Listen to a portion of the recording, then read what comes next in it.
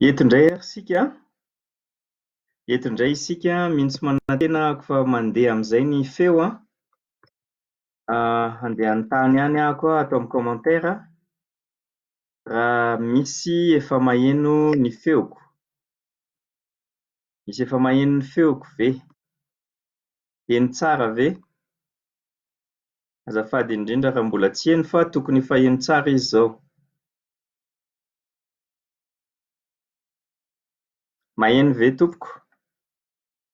Mety somary ambanimbany mialatsiny ahako fa novaiko an'le micro anankiray dia engany andeha izy amin'ity. Zay vao mety tsara ny feo. Misaotra ny rindra sady kokoa rindra nanao commentaire sy ny namarina fa efa maheno zany nareo dia tena mbola mialatsiny tamin'izay fa dia misaotra betsaka anareo izay manatrika mivantana nyity fampianarana momba ny vavaka izay nampianarin'ny tompon'ny mpianany ary miditra amin'ny fizarana fahatelo amin'izany isika ka hiresaka manokana ny amin'ny ampahan'izany vavaka izany mikasika an'ilay hoe atao anie ny sitraponao. Fahalohan'ny hidirantsika amin'izany dia aoka ho vakiantsika indray mandeha ny tenin'Andriamanitra ao amin'ny Matthieu 4:9 ka hatramin'ny 7:10 na dia efa fantatry ny maro amintsika aza dia tsara hatrantsika no mametraka ny saintsika ny amin'izany tenin'Andriamanitra izany amin'ny famakiana azy. Ka atombontsika ao amin'ny 9:7 ao amin'ny Matthieu 4:9.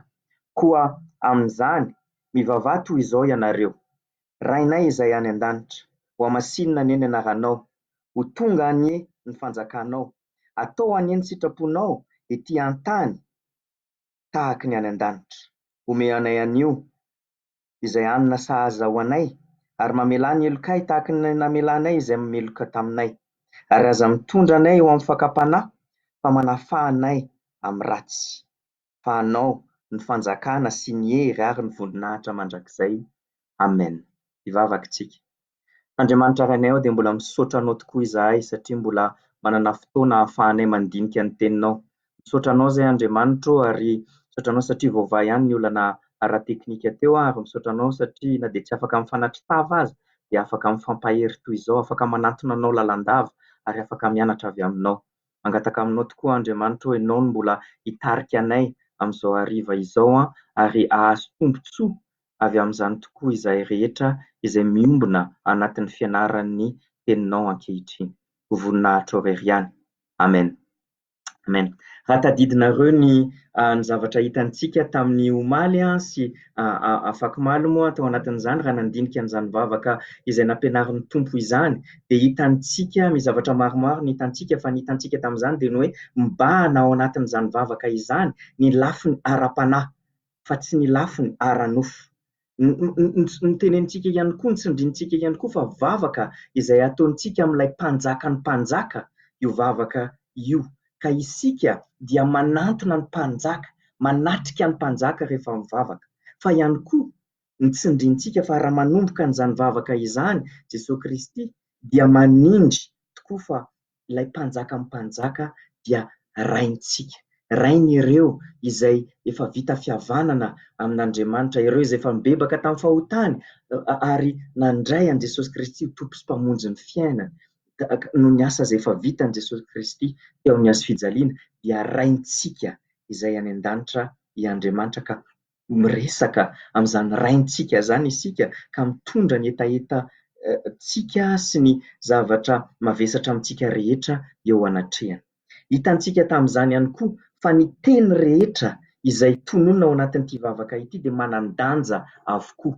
Fa tsy vavaka izay tokony hoe ataotao fotsiny amin'ny vava fotsiny, fa tena tokony saintsainina tsara ireo zavatra tenenitsika ao anatin'izany. Tenenitsika hoe raha miteny isika hoe ho amasinina anie ny anaranao, tena vonona amin'izany tokoa ve isika? Tena eritreretintsika ve inona ny dikan'izany sy ny akon'izany eo amin'ny fiainantsika manokana? Tena vonona tokoa ve isika hanamasina ny Kristy eo amin'ny fiainantsika tahaka ny hitantsika tao amin'ny Petera 1:7-5.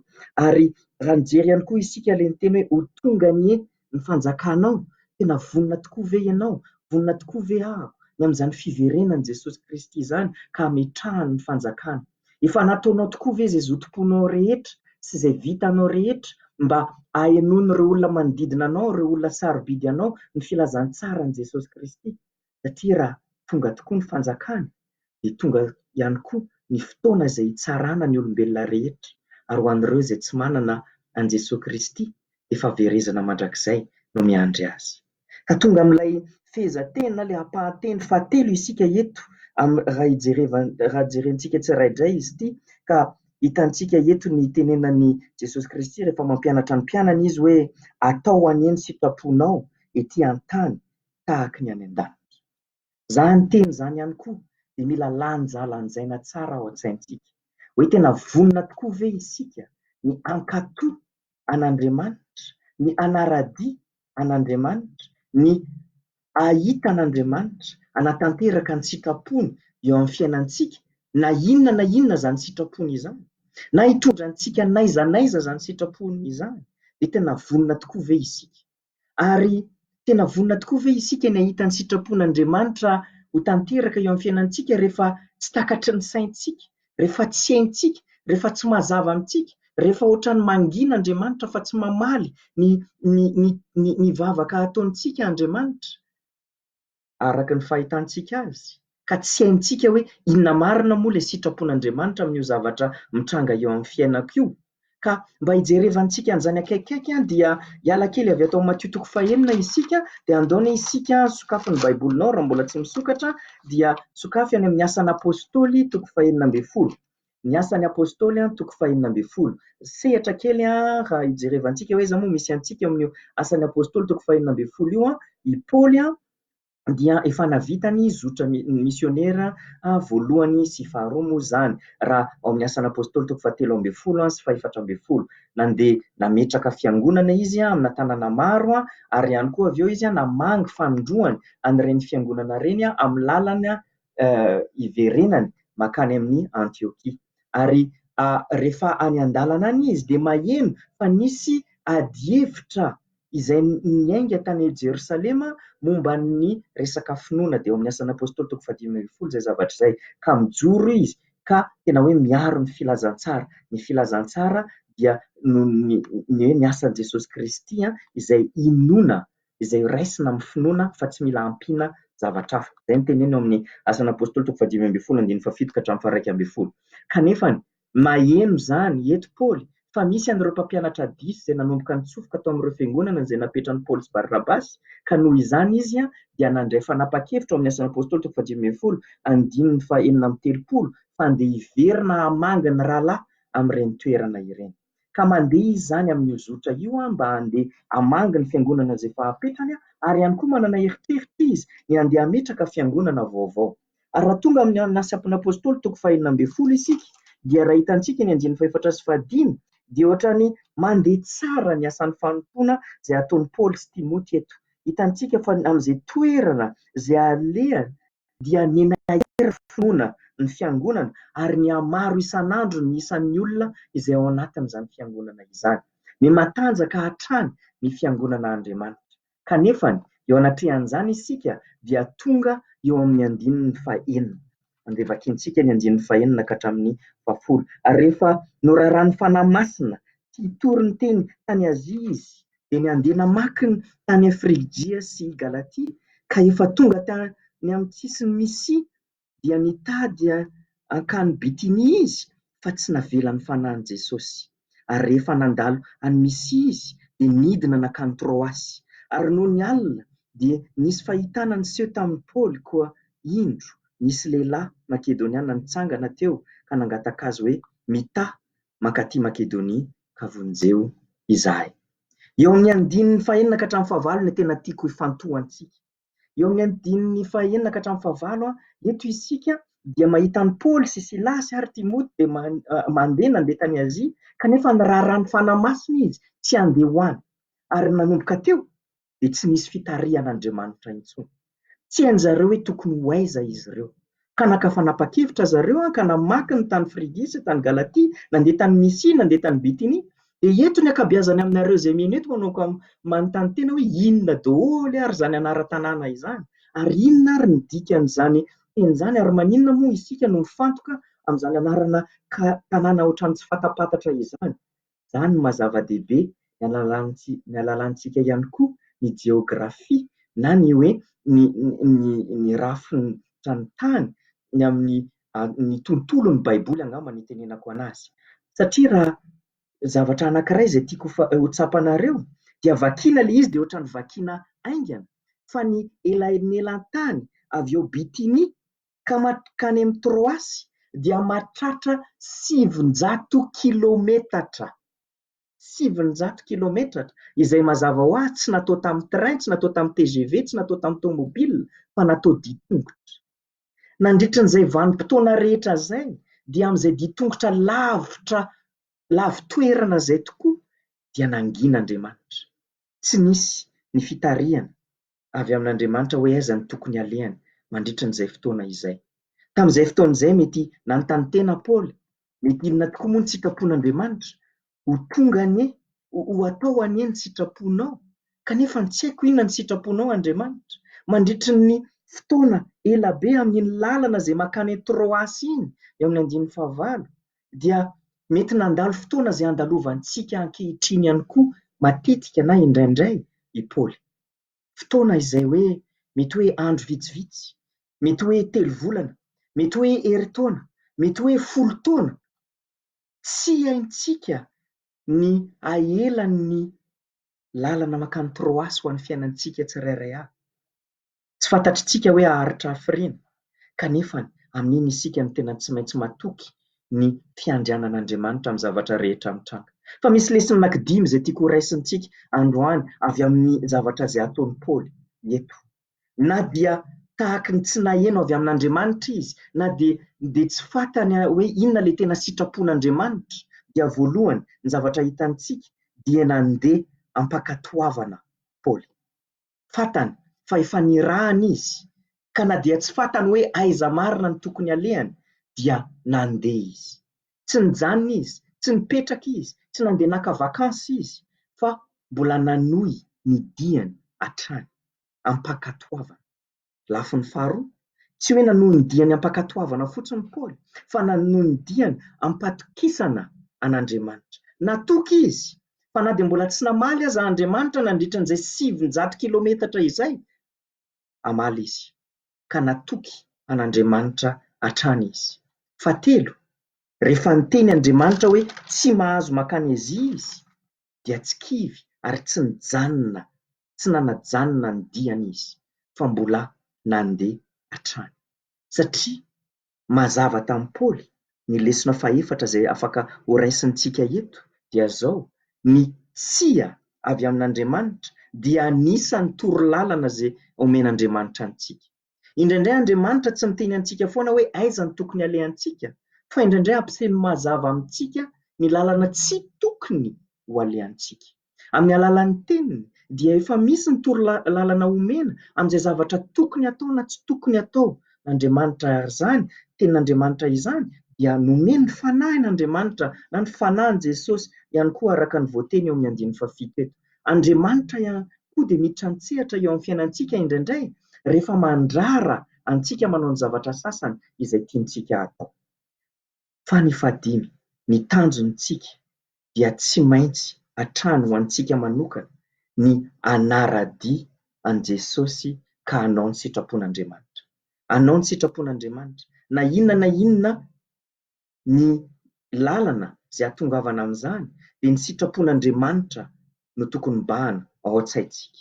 Jerena ny nataon'i Paoly rehefa tsy afaka nakany Azia izy, ary ihany koa izy rehefa nainga nandeha tany Bitinia izy, fa rehefa tsy navela an'Andriamanitra dia tsy nidrikiny izy, tsy mbola nandeha tany ihany izy, fa tena hoe nivily lalana mpandrapafantany ny sitrapon'Andriamanitra.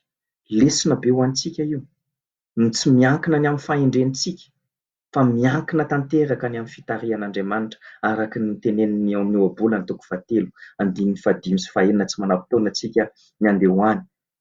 Ny sitrapon'Andriamanitra, ny anatanteraka ny sitrapon'Andriamanitra, ny ahafahantsika miteny tahaka ny voasoratra ao amin'ny Matthieu 4 amin'ilay vavaka izay dinihintsika ankehitriny ao amin'ny 10 hoe atao anie ny sitraponao, dia tokony ho marina amintsika tokoa, na dia tsy fantatritsika aza ho aiza na hoe inona izany sitrapon'Andriamanitra izany, na hoe aiza ny lalana izay tiany Andriamanitra alehantsika. Fa zao misy fanontaniana anankiray ihany koa.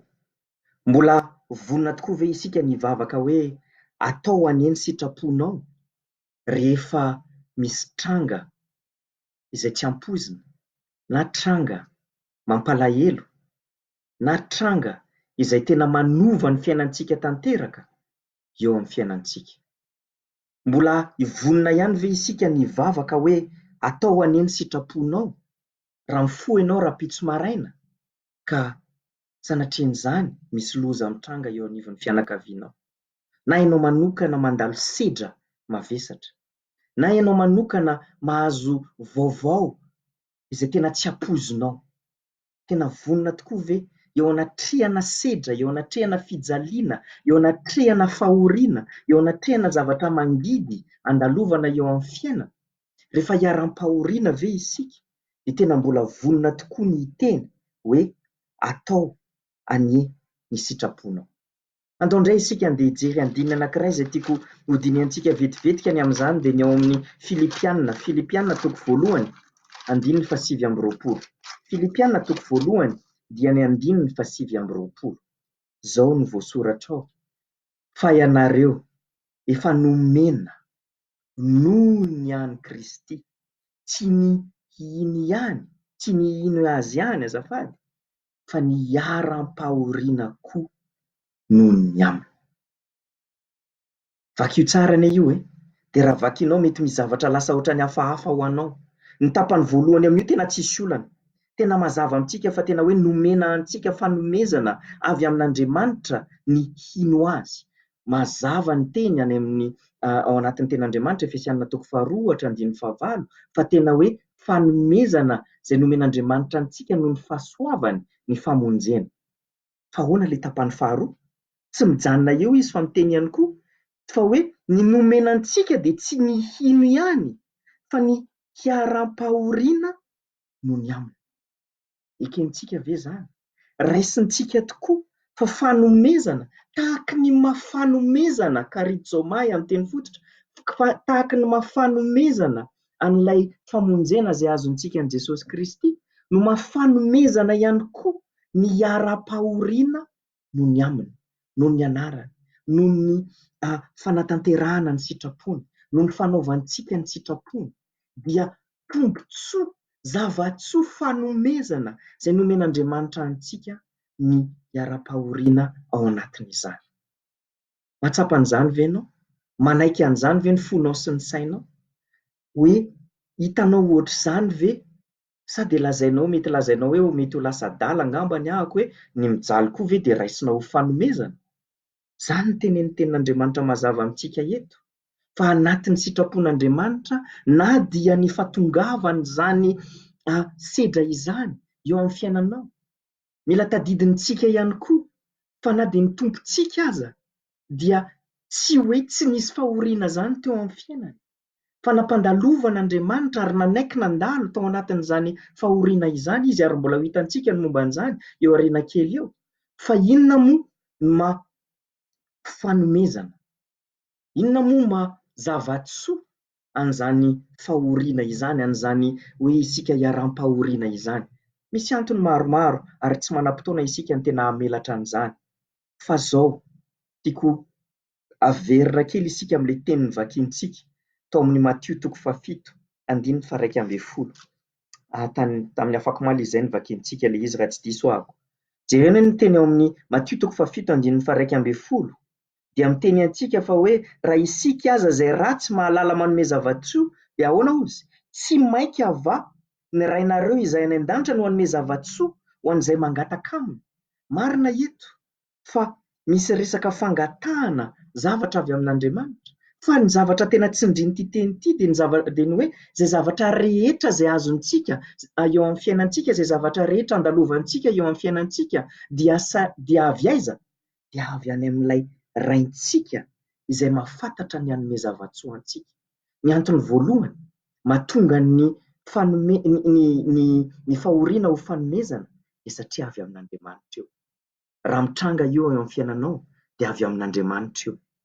Ary misy zavatra izay tiany vokariny eo amin'ny fiainanao, eo anatin'izay fahoriana izay fantany fa tsy ho tanteraka eo amin'ny fiainanao raha tsy mandalo an'iny fahoriana iny ianao. fanomezana zay omeny anao iny mba hanala, mba hanaisotra an'izay zavatra tsisy dikany zay mbahana eo amin'ny fiainanao, mba hahatonga anao ihany koa tiankafy loatra an'izao tontolo izao, mba hahatonga anao ihany koa hitodika any aminy, mba hahatonga anao ihany koa nanantena an'ilay fiainana ho avy any an-danitra, mba hahatonga anao ihany koa ho vonona amina karazana sendra mbola mafimafy kokoa ao aoriana ao, mba hahatonga anao ihany koa ho lasa fitaovana eo am-pelantanany ampahery olon-kafa izay mandalo sedra ihany koa mitovy tahaka anao. Hitanao ve fa fanomezana ny fahoriana raha hita tahak'izay, satria misy zavatra izay tian'Andriamanitra ho tanteraka eo amin'ny fiainanao.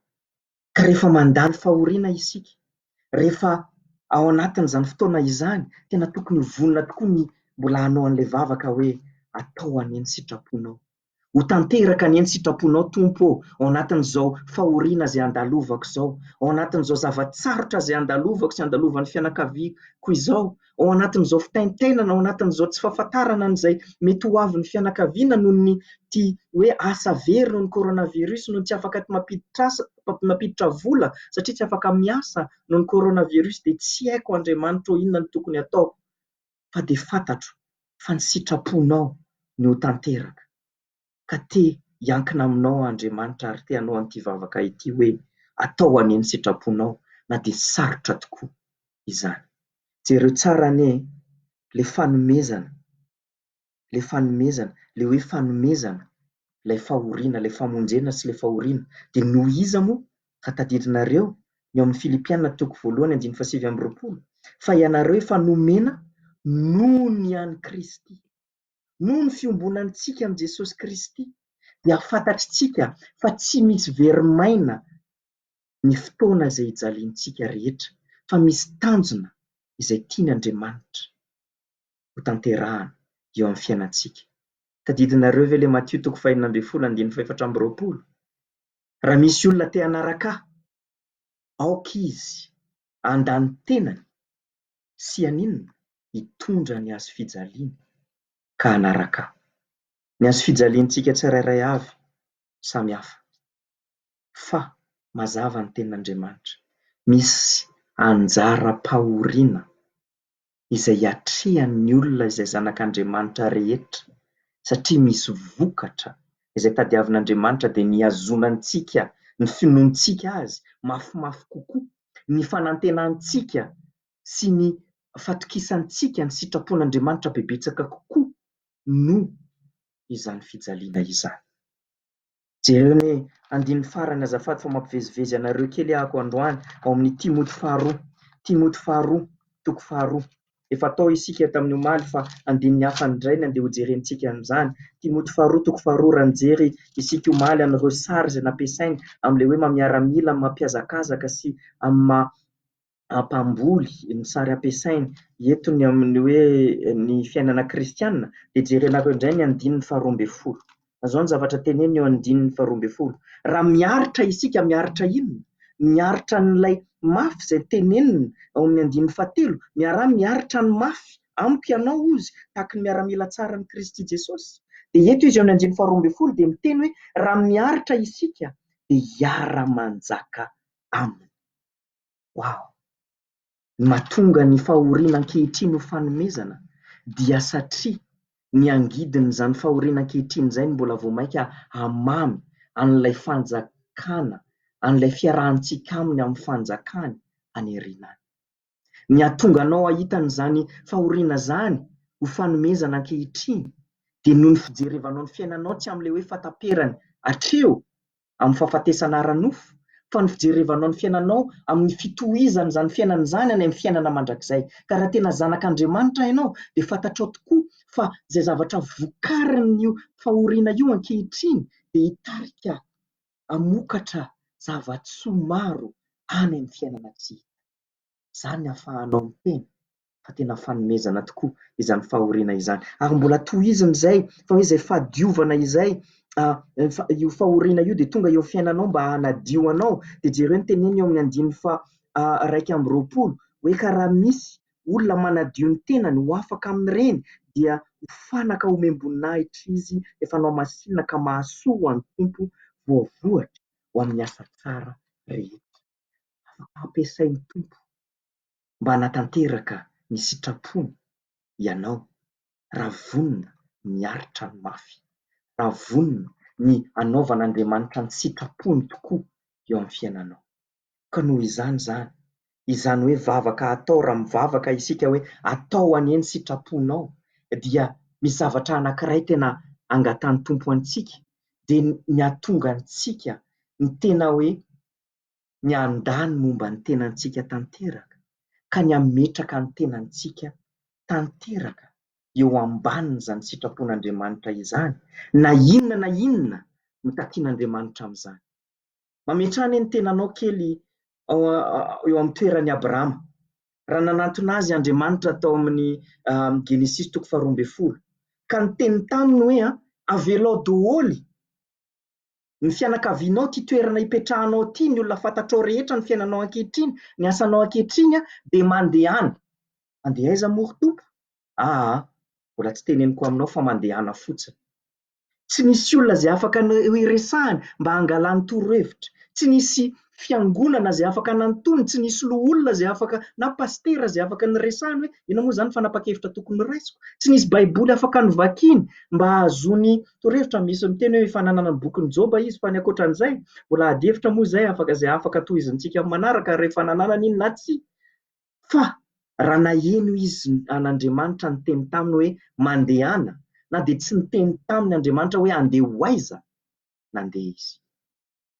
Ary iza moa ny ohatra faratapontsika ny amin'izany raha tsy Jesosy ity, izay tao Getsemane, hitanareo afaka vakianareo milamina ao amin'ny Matthieu 4:20 na ao amin'ny Marka 4:10, izay fantany fa andeha hiaritra fahoriana mafy tokoa izy, ary andeha hijaly izy eo amin'ny hazo fijaliana noho izaho sy ianao.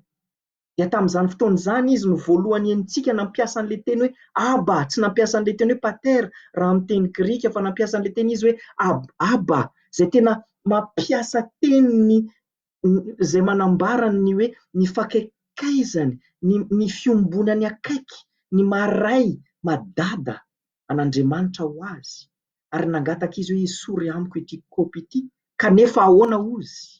Matthieu 4:7-30 izay, tsy ny sitrapoko fa ny sitraponao. Intelo izy miverina mivavaka satria fantany fa andeha hiatrika ny fahatezeran'Andriamanitra izy, ary hiatrika fijaliana mafy. Kanefa tao anatin'izany izy dia nanaiky tanteraka ny ametraka ny fiainana iray manontolo teo am-pelatanan'Andriamanitra. Ka raha mampianatra an'ity vavaka ity ny Tompo, dia nanome antsika ihany koa ohatra fakatahaka ny amin'izany. Ohatra fakatahaka ny amin'izany fahavononana ny voninahitra ny anaran'Andriamanitra. Ohatra fakatahaka ny amin'izany hoe finiavana ny ahita ny sitrapon'Andriamanitra ho tanteraka tokoa, na inona ny vokatra na ny lanjan'izany na ny vidin'izany ho an'ny tenany manokana. Vonona hanao an'izany tokoa ve isika? Vonona ny hanao an'izany ve isika? Vonona ny handany tenantsika tokoa ve isika, ka hitondra ny hazo fijaliantsika ka hanaraka azy? Raha vonona ny hanao an'izany isika, dia afaka manao an'io vavaka io tokoa. Atao aneny sitraponao Tompo eo amin'ny fiainako. Vonona ve ianao ny vavaka izay nampianaran'ny Tompo? Vonona ve ianao ny ametraka ho laharam-pamena eo amin'ny fiainanao, ny fanatanterahana ny sitrapon'Andriamanitra ary ny sitrapony irery ihany? Andany tenanao, anda ny zavatra izay mety hoe sarobidy aminao, fa izay zavatra sarobidy aminy no lasa laharam-pamena eo amin'ny fiainana. Izany tokoa ny vavaka ataoko ho anao sy ho aho, mba hahatonga ny sitrapon'Andriamanitra tokoa hanjaka ao an-tsaiko, ao am-poko sy eo amin'ny fiainako, sy eo amin'ny fiainanao, sy eo am-ponao, sy eo an-tsainao. Dia mbola misaotra an'Andriamanitra isika ny amin'ny fotoanantsika androany iny, dia hanohy an'izany fandinihana izany isika ka hiditra amin'ny 120 raha sitrapon'ny Tompo raha pitso. Ka dia mbola misaotra antsika izay nanaraka an'ity fotoanantsika ity androany, dia manao veloma mandram-piona raha pitso indray ao aorianan'ny vavakantsika Tompo. Andriamanitra rainay eo, dia tena manantona anao tokoa izahay satria ianao ny rainay tsara indrindra. Ray tsara sady mpanao ny tsara. Ray tsara sady mandahatra ny tsara indrindra, ny mahasoa anay indrindra amin'ny lafim-piainanay rehetra, amin'ny fotoana rehetra eo amin'ny fiainanay. Misaotra anao izay Andriamanitro satria fantatray na inona ny tranga eo am-pelatananay, eo amin'ny fiainanay, dia efa nandalo teo am-pelatananao izany. Efa nandalo ny tanam-pahasoavanao izany vao tonga eto aminay. Dia misaotra anao izay Andriamanitra any amin'izany. Ka mivavaka tokoa izahay hoe ho atao any ny sitraponao ety an-tany tahaka ny any an-danitra. Ho tonga ny fanjakanao ary ho hamasinina ny anaranao. Amin'ny anaran'i Jesosy Kristy. Amen. Mamerina ny fisaorana dia rapitso indray fotoanantsika. Veloma.